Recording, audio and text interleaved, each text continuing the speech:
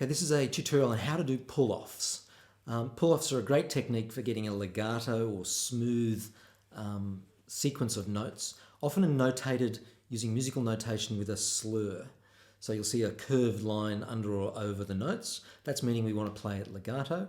In tab, you might see a little curve and it might say a little H over the top for hammer, or a P for pull-off, or we're looking at the P, the pull-off part.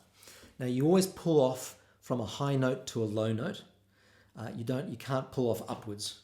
That'd be hammering on. So we're going to just look at the pull off only. The way we're going to practice this and learn the technique is we're going to take these three fingers, so our index, our middle and our ring finger. We're going to place them first of all on the 5th, 6th and 7th frets of the first string.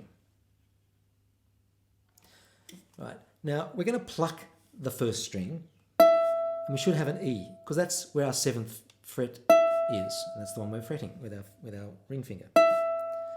Now, if I then take that finger off and pluck the next one, and so on, I have 3 notes plucked with this hand. If I just pluck the first one now, but take that finger off by pulling down or pulling sideways, grabbing the string as I do it and pulling it away from the ukulele, I get the same note as had I plucked that 6th fret. So I pluck the first one and then pull it off to get the second one. Now clearly if I pull off the next one, I'm going to get the next note down, which should be our D. And there it is. So I can pluck the E and pull off all the way to the D. And all I'm doing is pulling these strings away from the ukulele. Right? It's easy on this first string to do that with these 3 fingers. It's much harder when we have to use the inside strings. So for some of the parts in Jada, for example, you might be on the 2nd string inside. When you pull away, the risk is that you're going to hit that first string on the way through. So it's going to take quite a bit of practice. Where are we? 2nd string. Not to pull too far that way, and you pull a little bit further up. So as soon as you've released the string, my finger comes up. Let's try it that way, you might see it.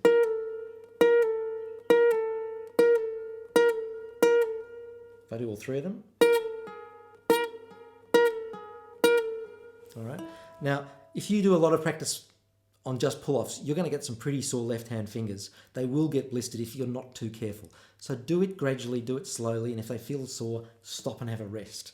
All right? So let's have a look at that one more time, the exercise. So 3 fingers on these 3 frets. Pick the first one. This time I want you to come back and finish on the middle note. So we're going to pluck the first one, pull off, and pluck the last one.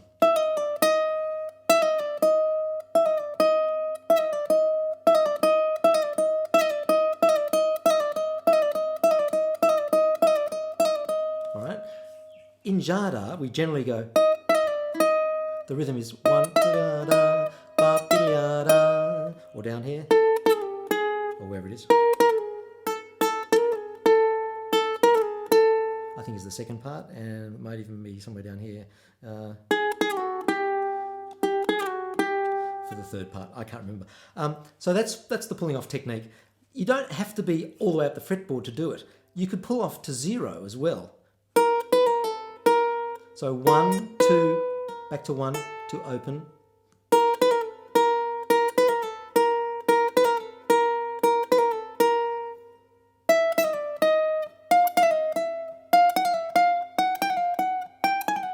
Right, little exercise for you. In my warm-up book, I do some warm-up exercises where you walk up the fretboard.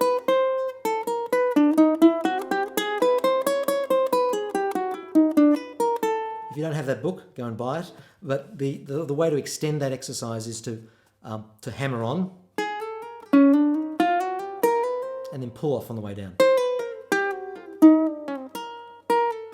Now it's much harder as you move this up to the 4th string to pull off. Right, and then you could try. Again, just a little exercise. I didn't talk about hammer-ons. I'm not going to talk about hammer-ons. We're talking about pull-offs. So you practice those and you'll be ready to go for Jada. Enjoy it. Bye-bye.